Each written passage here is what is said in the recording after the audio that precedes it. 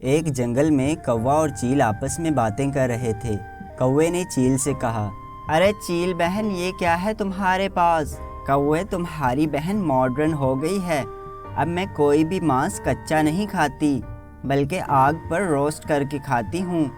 और आज तो किस्मत ही ख़राब है, सुबह से कोई भी शिकार मेरे हाथ नहीं लगा, नहीं तो मैं तुम्हें भी टेस्ट करवाती और तुम अपनी उंगलियां ही चाटते रह जाते। चील बहन, वैसे तो मैं भी पक्षियों के अंडे चुरा कर पी जाता हूँ, लेकिन ये भुना हुआ मांस तो मैंने पहले कभी नहीं खाया। और तुम्हारी बातें सुनकर तो मेरे मुंह में भी पानी आने लगा है, भुना मांस खाने का मन करने लगा है। मैं जैसे ही आसमान में ऊंची उड़ान करती हूँ, सब पक्षी अपने अपने बच्चों को छुपा लेते हैं, और तुम पर तो कोई पक्षी शक भी नहीं करेगा। जाओ और किसी का बच्चा उठा लाओ। तुम्हारी बात तो ठीक है चील बहन, लेकिन पहले तुम आसमान में एक ऊंची उड़ान लो और फिर अपने घोंसले में वापस आ जाना। इस तरह सब यही समझेंगे कि तुमने ही उनका बच्चा चोरी किया है। चील ने फौरन से आसमान में ऊंची उड़ान लगाई और सब पक्षियों के घोंसले ताकने लगी। चील को आसमान में उड़ता देख सब परिंदे डरने लगे और अपने बच्चों को छुपाने लगे। चील के वहाँ से जाते ही कबूतर ने कहा, वो जालिम चील यहाँ से चली गई है, मैं अपने बच्चों के लिए खाना लेने जाता हूँ। ऐसा बोलकर कबूतर खाने की तलाश में चला जाता है, लेकिन वो कौवा वहाँ छुप कर कबूतर के जाने का ही इंतज़ार कर रहा था। जैसे ही कबूतर वहाँ से गया, कौवा कबूतर के बच्चे को उठा कर ले गया। चील बहन, कैसा रहा मेरा आइडिया? तुम तो बड़े शैतान हो कौवे। लाओ अब इस कबूतर के बच्चे का रोस्ट बनाते हैं। और फिर चील और कौवे ने कबूतर के छोटे से बच्चे को भून कर खा लिया। अरे वाह वाह चील बहन, क्या बात है, आपने तो कमाल का रोस्ट बनाया है। आज पता चल गया कि ज़िंदगी का असल मज़ा तो ऐसे टेस्टी खाने खाने में ही है। तो फिर हमारी डील पक्की समझो, तुम रोज़ ऐसे ही बच्चे चोरी करके लाना और हम इसे रोस्ट बना के खाएंगे। वो चील बहुत सुस्त और कामचोर थी। वो तो पहले ही ये चाहती थी कि कोई और पक्षी शिकार उसके पास ले आए और उसे बैठे बैठे ही शिकार मिल जाए। और फिर रात हो गई, चील सो गई और कौवा वापस जंगल की तरफ चला गया। जिस बात का डर था वही हुआ, वो जालिम चील मेरे बच्चे को उठा कर ले गई। कबूतर भाई, लेकिन वो चील तो थोड़ी देर आसमान में उड़कर वापस चली गई थी।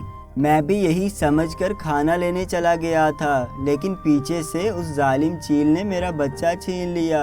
आज हम अच्छे से देखकर खाना लेने जाएंगे। जब वो चील आसमान में होगी तो हम अपने घोंसलों में ही रहेंगे।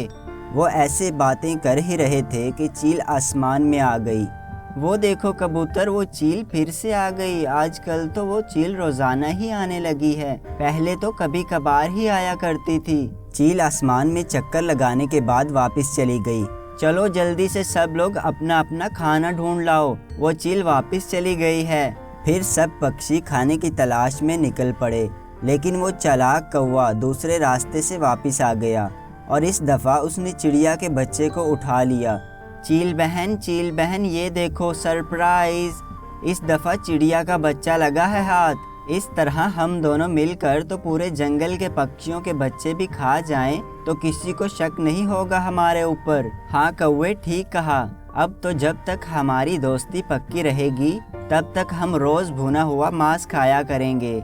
और फिर चील ने उस छोटी चिड़िया के बच्चे को भी आग पर भून दिया। आज से हम सब पक्षी इकट्ठे खाने की तलाश में नहीं जाएंगे। हम में से एक यहाँ बैठकर घोंसलों की हिफाजत करेगा। मैं तो पहले ही यही कहता था, लेकिन किसी ने मेरी एक ना सुनी। अब मेरा बच्चा तो खा लिया उस चील ने। मैं अब तुम्हारे घोंसलों के पास ही बैठा करूँगा और तुम खाने की तलाश में चले जाना। और अगर वो जालिम चील मुझे नज़र आ गई तो मैं मर जाऊँगा या उसे मार दूँगा। वैसे भी मुझे जी कर क्या करना है। कबूतर भाई, मैं तुम्हारा दुख समझ सकता हूँ, क्योंकि वो जालिम चील ने मेरा बच्चा भी उठाकर खा लिया था। फिर कबूतर रोज़ाना परिंदों के घोंसलों के पास ही रहता और बाकी सब खाना लेने के लिए चले जाते। कालू कौवे, क्या हुआ? आज तुम कोई शिकार नहीं लेकर आए? मैं तो सुबह से ही शिकार की तलाश में हूँ, लेकिन मैं तुम्हें बताने आया हूँ कि वो कबूतर सब पक्षियों के घोंसलों की हिफाजत के लिए वहाँ ही बैठा है। मुझे लगता है अब हमें दोबारा वही सूखे हुए दाने ही खाने पड़ेंगे। कितना मज़ेदार था वो भुना हुआ मांस। अच्छा तो तुम जल्दी से मेरे पास आओ, मेरे पास एक बहुत ही अच्छा सोल्यूशन है। अच्छा चील बहन, जल्दी से वो सोल्यूशन बताओ, मेरे मुंह से तो उस भुने हुए मांस का जायका ही नहीं जा रहा। जल्दी से मेरे पास आओ, मैं तुम्हें कान में बताती हूँ। और फिर जैसे ही वो कौवा चील के पास गया, चील ने उस कौवे को ही भून कर खा लिया।